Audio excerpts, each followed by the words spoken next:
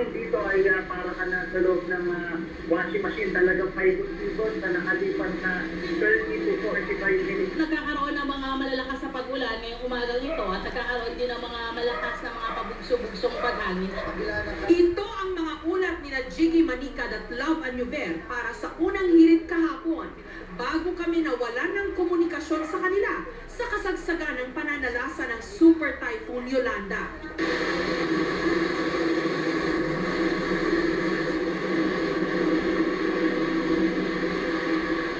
Buong araw namin silang sinikap tawagan pero hindi sila nakontak.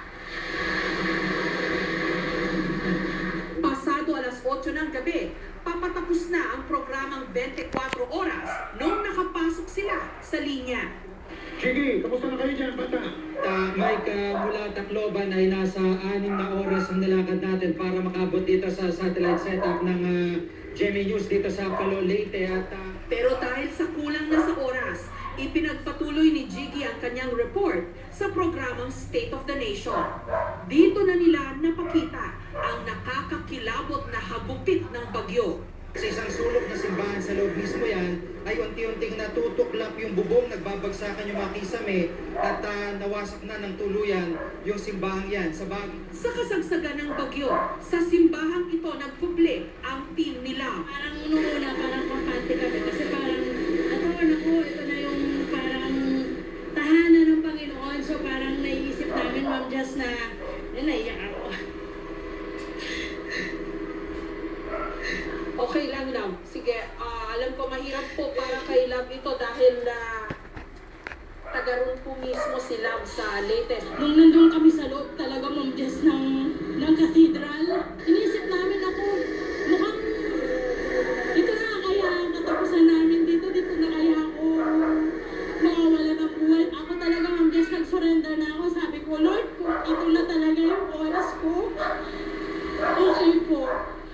Sa paglalakad naman ng team ni Jiggy Manicad ng 6 na oras mula Tacloban City hanggang bayan ng Palo, nasaksihan nila ang tindi ng pinsala. Ang isa sa mga ama na bitbit ang kanyang nasawing anak, 6 na taong gulang na batang babae po yan, nasawi sa isang evacuation center matapos na tumaas ang tubig at matrap ang mga bata. Pinaka nakapanlulumo sa lahat, mga buhay na nawala. Doon pa lamang sa tabing dagat ng hotel namin tinutuluyan, 11 na po agad yung pong aming nakita at doon po sa eskwelahan namin nadaanan, meron pong 10 agad yung kumpirmado yun at meron pa pong 12 agad dito sa may isang simbahan sa may Tacloban. Sa ngayon, tubig, pagkain at gamot ang kailangan ng mga residente. Hindi lang sa Tacloban at sa Palo, kundi maging sa iba pang bayan ng Leyte, lalo pa yung mga nasa coastal areas. Susunod ang sitwasyon po naman sa iba pang mga lugar na binayo ng Super Typhoon Yolanda. Kamustahin natin, tutok lang mga kapuso, dito sa 24 Oras Weekend Special Edition.